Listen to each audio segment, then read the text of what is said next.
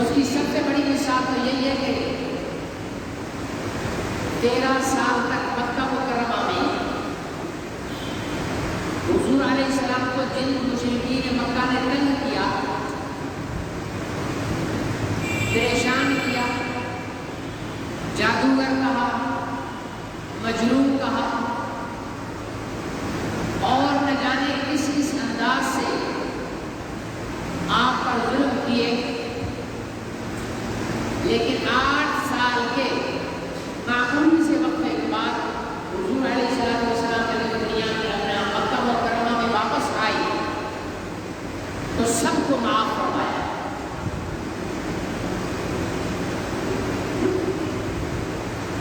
سب ظلم کرنے والوں کے ظلم کو معاف فرمایا ہے،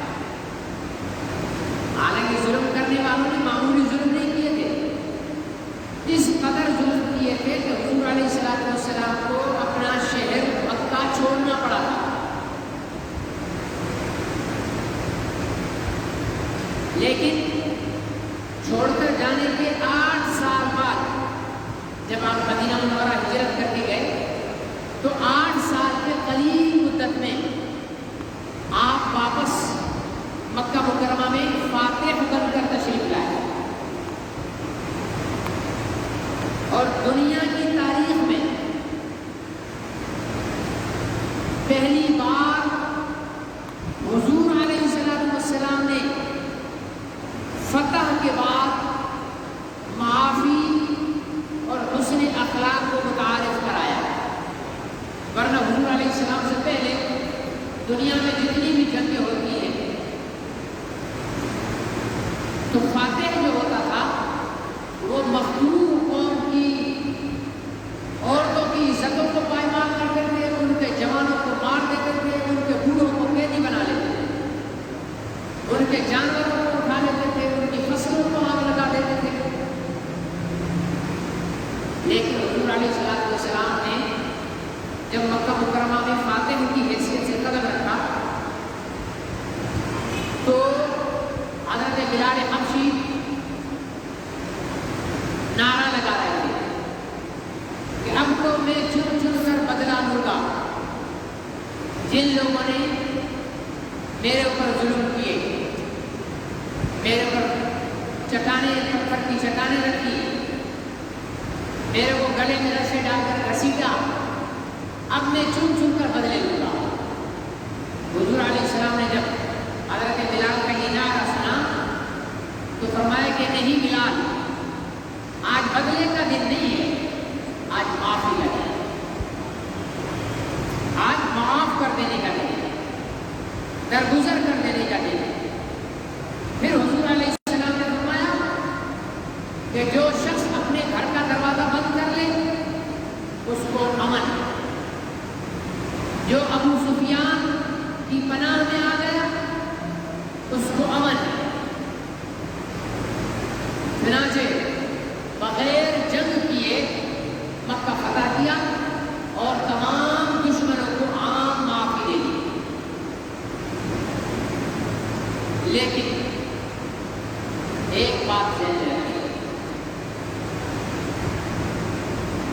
ان میں سے کچھ لوگ ایسے تھے جن کو حضور علیہ السلام نے فتح مکہ کے دن معاف نہیں فرمایا۔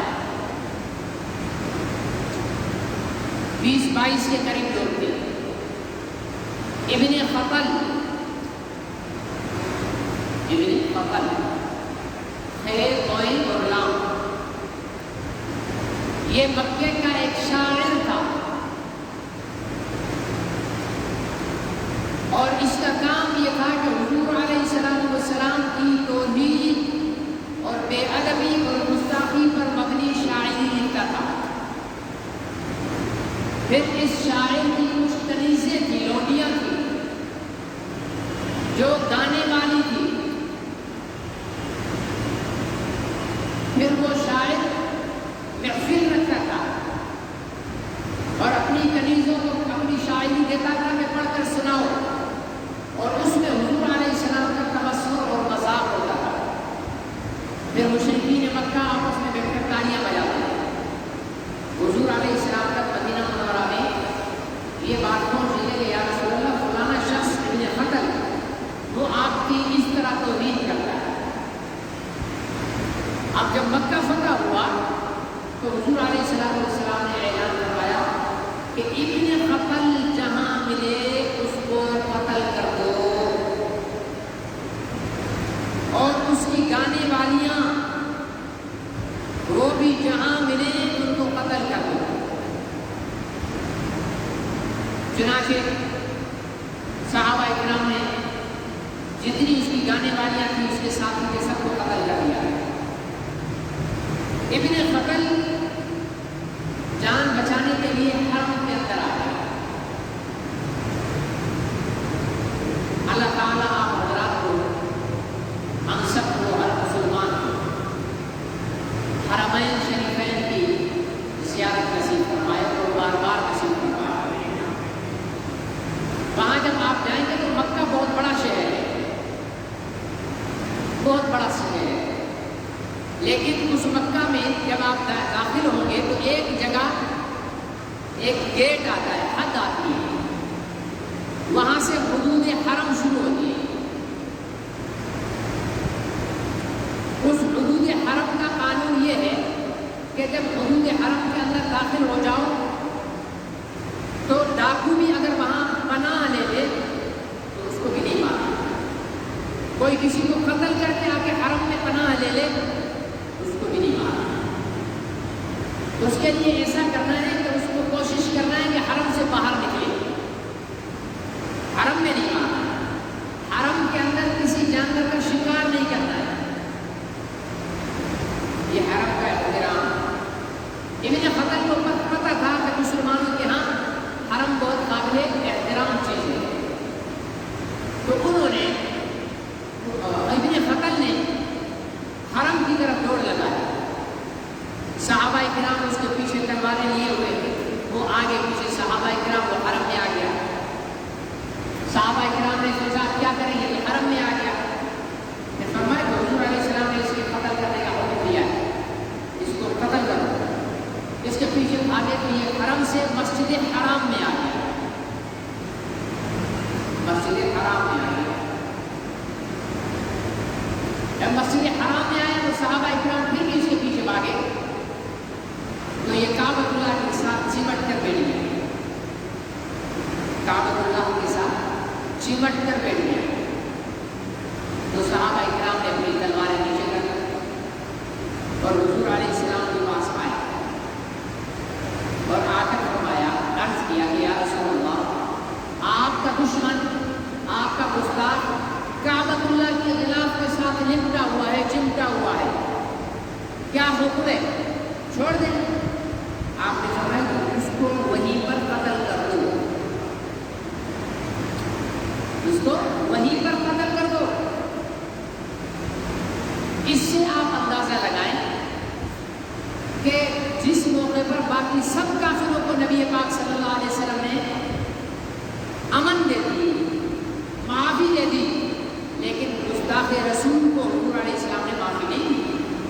وہاں پر بھی فرمایا کہ اس کو وہی کعبے کا احترام، حرم مسجد حرام کا احترام، حرم پاک کا احترام، تین احترام ہونے کے باوجود اسے قتل کروا کر حضور علیہ السلام نے عملاً امت کو یہ بتا دیا کہ میرے احترام سے بڑھ کر کسی کا احترام نہیں ہے، میری عزت سے بڑھ کر کسی کی عزت نہیں ہے۔ اسے قتل کیا گیا، باقی سب کافروں کو معاف کر دیا گیا۔ یہ حضور علیہ السلام، اس کا مطلب یہ ہوا، کوئی کہہ سکتا ہے کہ جناب یہ تو ظلم ہے، دیکھو آپ ایک طرف جب وہ پیغمبر اخلاق والے تھے، اگر اخلاق والے ان کو کیوں قتل کیا؟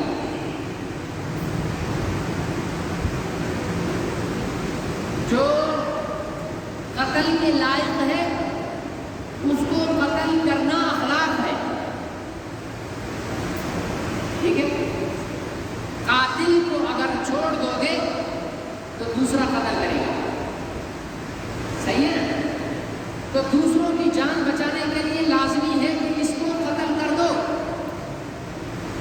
اس کی میں اور آسان مثال دیتا ہوں۔ ایک آدمی کو انگوٹھے میں کینسر ہو گیا، وہ ڈاکٹر کے پاس گیا، ڈاکٹر نے کہا کہ انگوٹھا کاٹنا پڑے گا۔ اس نے کہا تو بڑے ظالم کسائیوں، میرا انگوٹھا کاٹو گے؟ ناراض ہو کر چلا گیا، انگوٹھا گلنے لگا، زخم بڑا ہونے لگا، دوبارہ ڈاکٹر کے پاس گیا، کہنے لگا کہ بھائی پہلے تو ہم آپ کو انگوٹھا کاٹنے کا کہہ رہے تھے، لیکن اب کینسر پورے ہاتھ میں آ گیا، ہاتھ کاٹنا پڑے گا۔ اب یہ پھر ڈاکٹر کو برا بھلا کہنے لگا، تو ڈاکٹر نے کہا اگر ہاتھ نہیں کٹواؤ گے تو کچھ دنوں کے بعد آپ کو بازو کٹوانا پڑے گا۔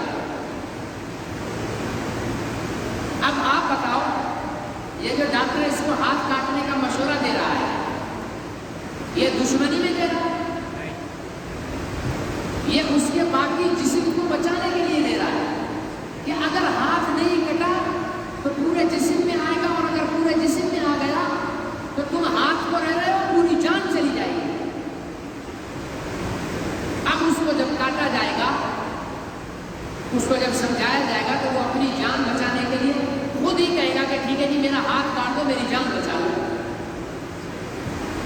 کوئی عقل مند آدمی کینسر زدہ جسم کے حصے کو باقی رکھنا، کیونکہ اسے پتا ہے کہ اگر میں نے اس کو چھوڑ دیا تو یہ کینسر آگے بڑھے گا اور موت واقع ہو جائے گی، تو کینسر والے حصے کو کاٹنا ظلم نہیں ہے، بد اخلاقی نہیں ہے۔ ایسے کسی کو کاٹو ظلم ہے، بد اخلاقی ہے۔ اب کوئی بولے تو بڑا ظالم نے ہاتھ کاٹ دیا، لیکن اگر کینسر والا حصہ کاٹو گے سب بولو گے یار تیری مہربانی، اس کی جان بچا لیا۔ تو رحمت للعالمین صلی اللہ علیہ وسلم کی رحمت بھی اسی طرح ہے کہ اگر ایسے گستاخان رسول کو چھوڑ دیا جائے گا تو یہ امت کے اندر اور زیادہ تباہی لائیں گے۔ اس لیے امت کو تباہی سے بچانے کے لیے ایسے ملعونوں کا قتل ضروری ہے۔ باقیوں کو معافی دے دو، عام کافر کو معافی دے دو، معافی دے دی حضور علیہ السلام۔ تو حضور علیہ السلام گستاخ رسول کو قتل کروانا یہ حضور علیہ السلام کے اخلاق کے خلاف نہیں ہے، عین اخلاق ہے، ٹھیک ہے نا۔ اور مثال دے دو، اللہ ہم سب کی بہنوں، بیٹیوں، ماں، بیویوں کی حفاظت کرے، ٹھیک ہے نا۔ کسی کی بہن، کسی کی بیٹی یا کسی کی بیوی غیر مرد کے ہاتھ میں ہاتھ ڈال کر گھومے پھرے تو مرد اگر اس کو چماٹ لگائے تو یہ اخلاق ہے یا بد اخلاقی ہے؟ اخلاق۔ لیکن موجودہ عمرانی ریاست کے اندر یہ بد اخلاقی ہے۔ آپ کے ملک میں قانون پاس ہو چکا ہے کہ بیوی کو کچھ نہیں دینا اگر وہ اپنے بوائے فرینڈ کے ساتھ گھومنے پھرنے جائے یا آپ کے سامنے اپنے بوائے فرینڈ کے ساتھ بیٹھی ہو اور چوما چاٹی کرے تو آپ نے، میں تھوڑا بولنے کا ننگا آدمی ہوں، ٹھیک ہے نا، مجھے وہ لپیٹ لپیٹ کر بات کرنا نہیں آتی ہے، تو ہم میں سے کسی کو اختیار نہیں ہے کہ ہم میں کوئی، اللہ ہم سب کی خواتین کی عزت کی حفاظت فرمائے۔ ایسی بے غیرت عورتیں اللہ ان کے گھروں میں پیدا کر دے جنہوں نے بل پر دستخط کیے، صحیح ہے؟ اللہ ایسی بے حیا عورتیں، ایسی بے غیرت عورتیں تمام MNAs کے گھر میں پیدا کر دے جنہوں نے اس بل کو پاس کیا ہے، اور تمام سینیٹروں کے گھر میں ایسی بیویاں اور ایسی بہنیں کھڑی کر دے جنہوں نے یہ بل پاس کیا۔ پھر ہم ان سے پوچھیں گے کہ اب ان کو روک کر دکھاؤ، بلکہ موقع ملے گا تو ہم پٹا کر لے آئیں گے ان کو، ٹھیک ہے نا، ہم پٹا کر بھگا کر لے آئیں گے، اور ہمیں کچھ بولیں گے تو ہم بولیں گے یہ اس کا حق ہے، تمہیں نہیں ہے حق اس کو روک پڑے گا، صحیح ہے غلط ہے؟ تو غیرت مند آدمی بے غیرتی والے عمل پر چپ رہنے کو اخلاق نہیں کہتا، بے غیرتی والے عمل پر رد عمل دینے کو، سختی کرنے کو، سرزنش کرنے کو اخلاق کہے گا۔ بچہ اپنے باپ کے سامنے اپنی باپ کی عمر کے کسی آدمی کو گالی دے دے اور باپ اس کو تنبیہ کے لیے تھپڑ لگا دے یا اس کو ڈانٹ دے تو یہ بد اخلاقی ہے یا اخلاق ہے؟ یہ ظلم ہے یا انصاف ہے؟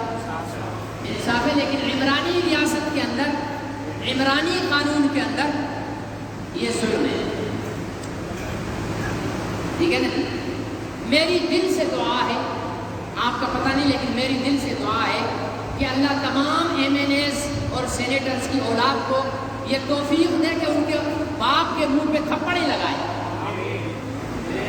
جوتے نکال کر ان کے سر پہ لگائے اور انہیں ان کی اوقات دکھائے کہ تم وہ بے غیرت MNA ہو، تم وہ بے غیرت سینیٹر ہو جو تم قانون پاس کر کے لائے ہو کہ اولاد کی تنبیہ نہیں کرنی ہے، اولاد کو سمجھانا ظلم ہے، اولاد کو تربیت کرنا ظلم ہے۔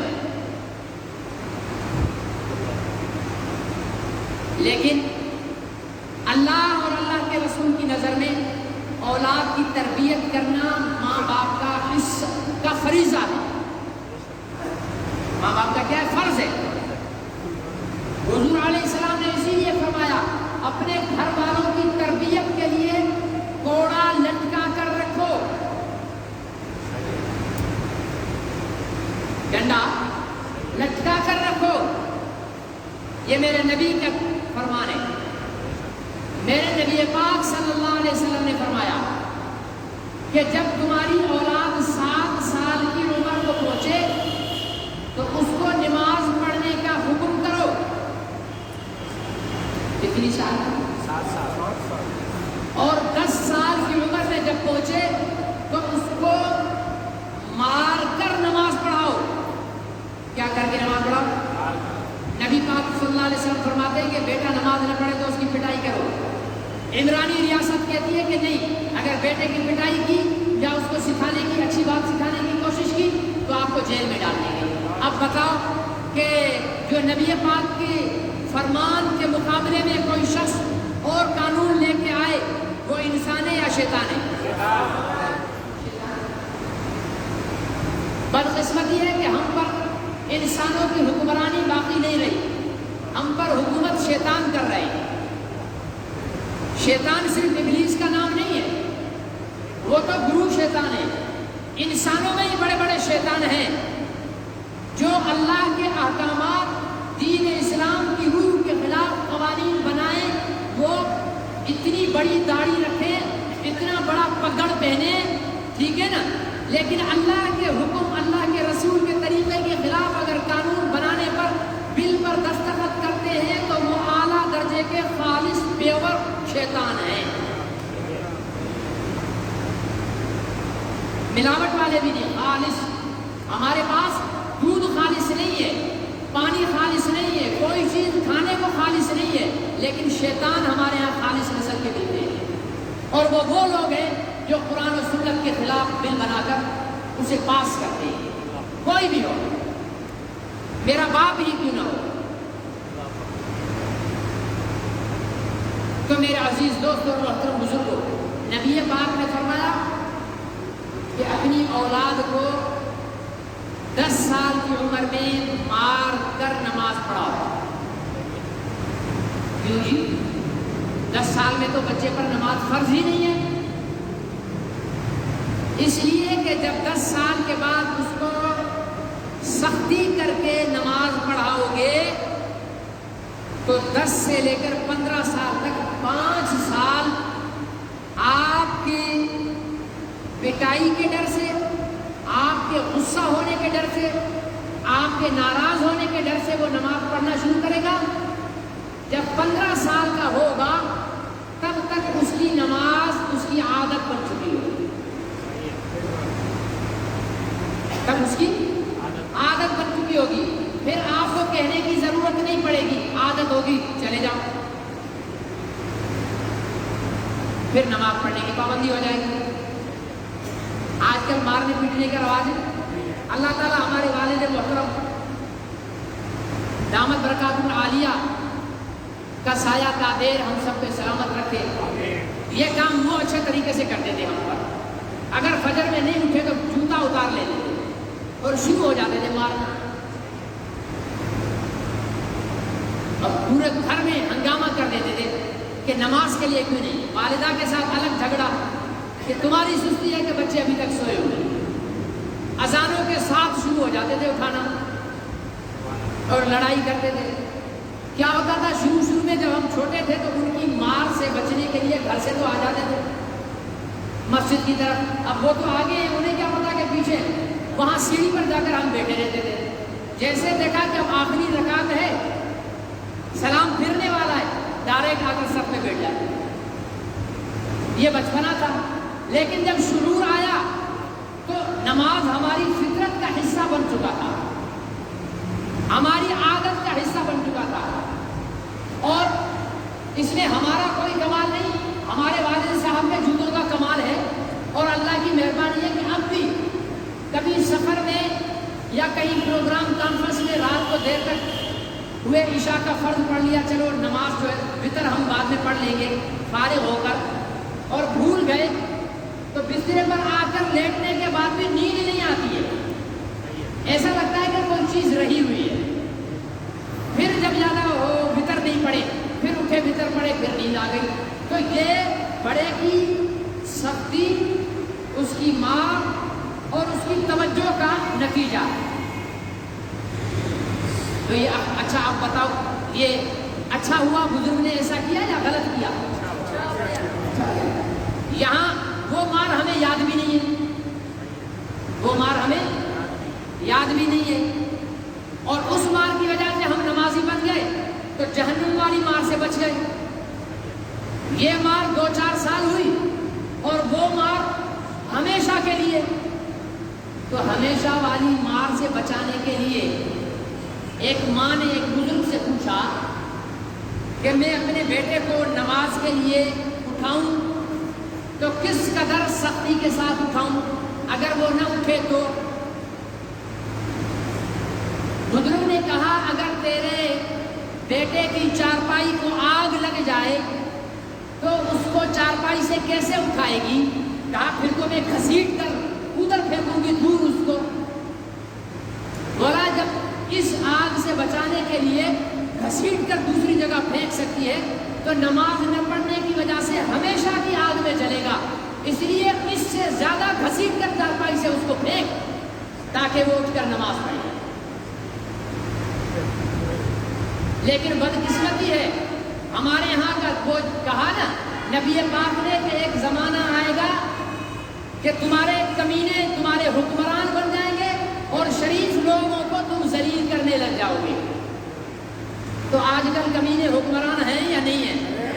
ٹوٹل A to Z, صوبہ ہو یا وفاق ہو, ہر جگہ کمینے بیٹھے ہوئے ہیں. نبی پاک کا فرمانے پورا تو ہونا ہے نا. اور عزت والے لوگ, اہل دین لوگ, علماء حق, ان کی بات سننے کے لیے ہم تیار نہیں, ان کا مذاق اڑانے کے لیے ہم ہر وقت تیار رہتے ہیں. تو اولاد کی تربیت کے لیے سختی کرنا یہ اخلاق کے خلاف بلکہ عین اخلاق ہے. ماحول بدلتا جا رہا ہے, ورنہ پہلے پرانے زمانے میں بزرگ حضرات بتاتے ہیں کہ اولاد باپ کے سامنے یا باپ کے دوست کے سامنے سر ننگے بھی نہیں کھڑی ہوتی تھی. بیٹا مرد بھی جو ہے نا وہ بھی سر نہیں ننگا کرتا تھا کہ یہ ابا جی بیٹھے ہیں, ابا جی کے دوست بیٹھے ہیں.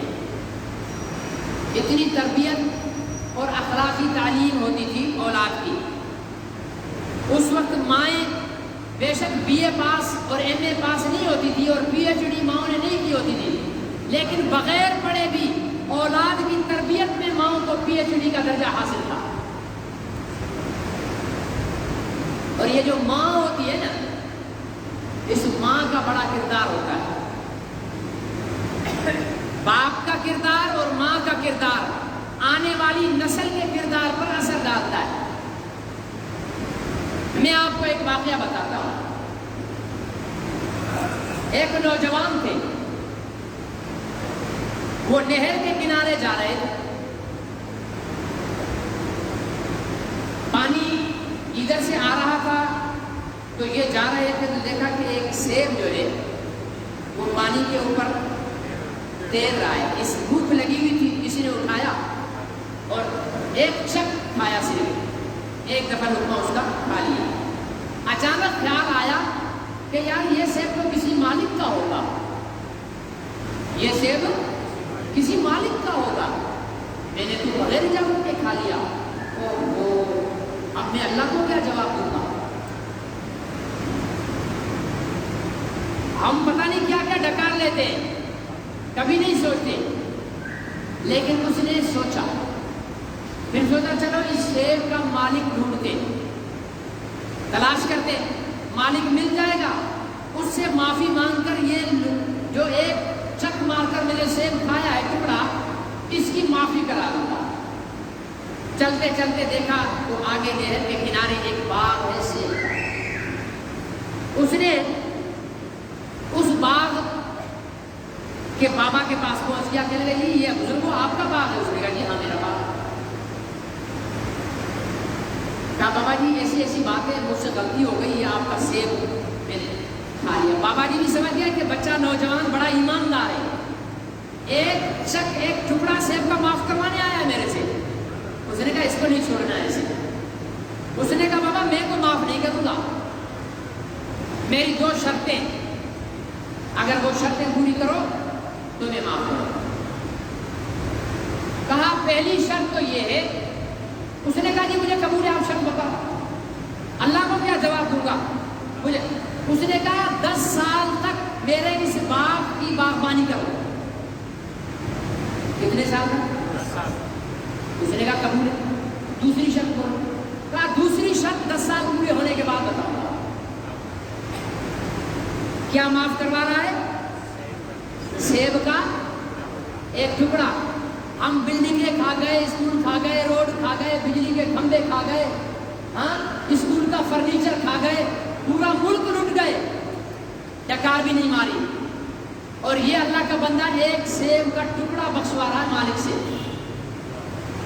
یہ تو بڑوں کا بتایا, ہم بھی نہیں کیس چوری کر لیتے, ہم کرتے نہیں کرتے. ٹرین میں بغیر ٹکٹ کے سواری کر لیتے ہیں. تو ٹرین کس کی ہے؟ ہمارے باپ کی ہے بغیر ٹکٹ کے سواری کرتے ہیں. عوام کی ہے.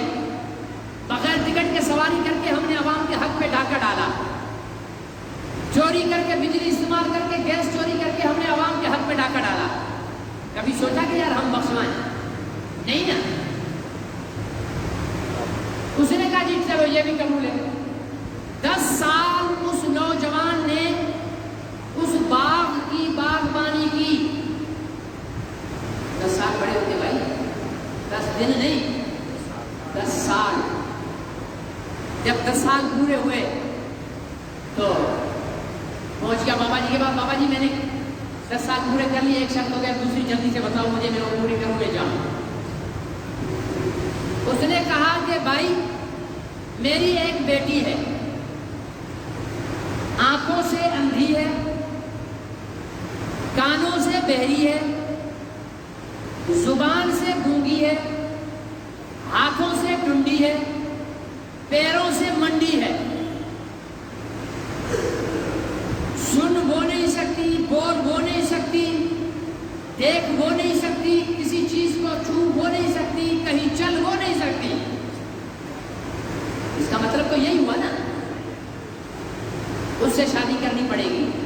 بابا جی ایسا سخت امتحان نہ لو, جاؤ معاف نہیں کرتا. اچھا چلو معاف کر دو, میں آپ کی بیٹی سے شادی کرنے کے لیے تیار. اب اس نوجوان نے اس سے کی شادی, نکاح ہوا. اب سسر اس کو اپنی بیٹی کے کمرے میں چھوڑنے گیا تو یہ نوجوان آگے پیچھے سسر. جیسے کمرے میں داخل ہوا تو سامنے چارپائی پر نوجوان صحیح سلامت خاتون بیٹھی ہوئی ہے. تو یہ ایسے پیچھے ہوئے کہ میرے کو تو کوئی اور بتائی گئی تھی, یہ شاید کوئی اور ہے. تو پیچھے سے بزرگ نے پکڑ لیا کہ بیٹا آپ کی بیوی یہی ہے, اس کو اندھا میں نے اس لیے کیا تھا, کہا تھا کہ اللہ کی مرضی کے بغیر ناجائز جگہ اس نے اپنی آنکھ استعمال نہیں کی آج تک. اس نے کہیں اپنا کام اللہ کی مرضی کے خلاف کان استعمال نہیں کیا, غلط بات اس نے نہیں سنی. اس کی زبان کو گونگا اس لیے کہا تھا کہ اس کی زبان سے کبھی غلط لفظ نہیں نکلا. اس کے ہاتھوں کو ٹنڈا اس لیے کہا تھا کہ کہیں ناجائز جگہ اس کا ہاتھ استعمال نہیں ہوا, اس کے قدم کہیں ناجائز جگہ چلے نہیں ہیں, اس لیے کہا تھا. ورنہ میری بیٹی تو صحیح سالم ہے, یہی تمہاری بیوی ہے. یہ 2 میاں بیوی جانتے ہو, ان کے گھر میں جو سب سے پہلے بیٹا جنم لیتا ہے وہ دنیا تصوف, دنیا روحانیت, دنیا ولایت کا بیتاج بادشاہ حضرت سید عبد القادر جیلانی رحمت اللہ علیہ بنتا ہے. جب ماں اتنی با کردار اور باپ اتنا حلال کھانے والا ہوگا تو بیٹا عبد القادر جیلانی بنے گا.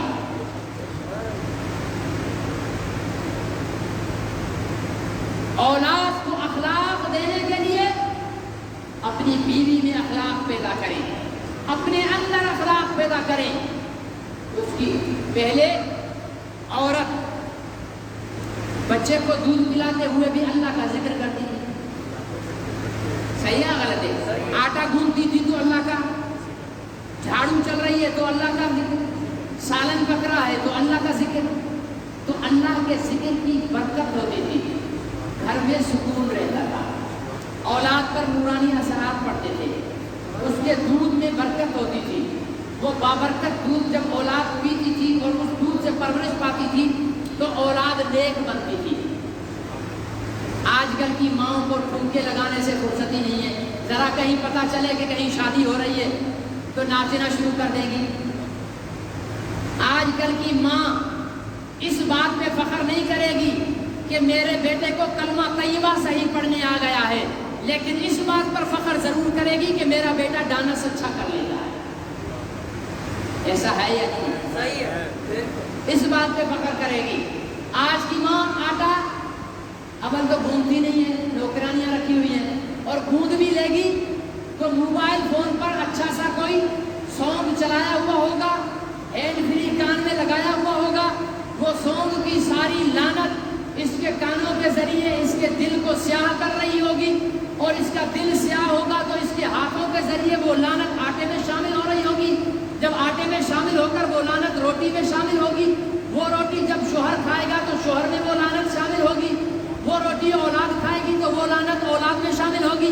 جس گھر کی روٹی میں لعنت ہو، جس گھر کے سالن میں لعنت ہو، جس گھر کے دودھ میں لعنت ہو، جس گھر کے ایک ایک انچ پر لعنت برس رہی ہو، وہاں سے بچے ولی نہیں پیدا ہوں گے، وہاں ناچنے گانے والے بدتمیز بےہودہ اور بے غیرت اولاد پیدا ہوتی ہے. میری بات تھوڑی آپ کو ناراض بھی کر رہی ہوگی، لیکن حقیقت یہی ہے. حقیقت یہی ہے. اگر ہم چاہتے ہیں کہ ہماری اولاد نیک صالح ہو تو یہ ہینڈ فری کان میں لگا کر گانے سنتے ہوئے جھاڑو لگانے، اور اگر چلو گانے نہیں سنتی ہوگی نا تو عورت کی دوسری عادت ہے بد زبانی کی. گانے نہیں چلا رہے، دوسری عورت بیٹھی ہے، آٹا بھی گوندھ رہی ہے، غیبت بھی کر رہی ہے. ٹھیک ہے نا؟ آٹا بھی گوندھ رہی ہے، گلا. یہ ہماری نیک عورتوں کی بات بتا رہا ہوں. بد تو گانے سن رہی ہوں گی. جو معاشرے میں شریف کہلاتی ہیں نا، جو گانے شانے نہیں سنتی، خود کو سمجھتی ہیں ہم بڑی نیک ہیں، ان کا حال یہ ہوتا ہے کہ وہ غیبت کر رہی ہوں اور آٹا گوندھ رہی ہیں، غیبت کر رہی ہیں. تو امی جی سے کال بھی چل رہی ہے اور جھاڑو بھی لگایا جا رہا ہے، اور 2 گھنٹے سے بات چل رہی ہے امی جی سے، جھاڑو بھی لگا لی، آٹا بھی گوندھ لیا، سالن بھی پکا لیا. شوہر کی ایسی تیسی کر دیتی ہے امی کے سامنے، اور پھر بولتی کیا؟ اللہ کا شکر ہے جی میں گانے نہیں سنتی ہوں، یا قرآن کی تلاوت کرتی ہوں، میں نماز کی 5 وقت کی پابندی کرتی ہوں. اور میری بہن یہ کہ تو نے ایسی تیسی 2 گھنٹے اپنے شوہر کی گلا کی ہے امی جان کے ساتھ. یہ تو سارے اعمال تو نے ڈبو دیے. تو میرے نبی نے اچھے اخلاق کی تعلیم دی ہے، اور اخلاق یہ نہیں کہ جو تمہارے ساتھ مسکرا کر ملے تم اس کے ساتھ مسکرا کر ملے. یہ تو اس کی مسکراہٹ کا جواب ہے. صحیح ہے نا؟ یہ تو اخلاق نہیں ہے، یہ تو اس کی مسکراہٹ کا جواب ہے. اخلاق وہ ہے جو میرے نبی نے فرمایا سل من قطعت واعف عمن ظلمت واحسن الی من اساء الیک. اخلاق کی 3 اعلیٰ مثالیں دی. اللہ ہم سب کو ان اعلیٰ مثالوں پر عمل کی توفیق نصیب فرمائے. عمل بہت مشکل ہے، بہت مشکل ہے ہم جیسے لوگوں پر. فرمایا سل من قطعت، اپنے رشتہ داروں میں، اپنے خاندان اور قبیلے کے، اپنی برادری کے لوگوں میں ایک اصول بتا دیا. فرمایا کہ جو کل میرے پاس ایک دوست آیا، مسئلہ پوچھنے لگا، کہنے لگا جی میرے ماموں نے میری امی جی کی زمین پہ قبضہ کیا ہوا تھا، میں نے کوشش کر کے وہ امی کو زمین دلا دی، اب میرے ماموں ناراض ہیں مجھ سے، سلام نہیں کرتے، کلام نہیں کرتے، میرے لیے کیا حکم ہے؟ میں چھوڑ دوں ان کو سلام کلام کرنا؟ تو میں نے یہ حدیث سنائی، میں نے کہا بھائی نبی پاک صلی اللہ علیہ وسلم کے فرمان کو دیکھ لو، وہ تم سے سلام نہیں کرتے، تم سے کلام نہیں کرتے، مطلب انہوں نے تم سے رشتہ چھوڑ دیا ہے، لیکن میرے نبی نے فرمایا سلمن قطع کر، تو اس کے ساتھ رشتے کو جوڑ کر رکھ جو تیرے ساتھ توڑے، جو تیرے ساتھ توڑے۔ اخلاق یہ نہیں ہے جو جوڑے اس کے ساتھ جڑ، اخلاق یہ ہے جو توڑے اس کے ساتھ جڑ۔ ماموں بات نہیں کرتا تو زبردستی کر، چچا بات نہیں کرتا تو زبردستی کر، کزنز بات نہیں کرتے تو زبردستی کر۔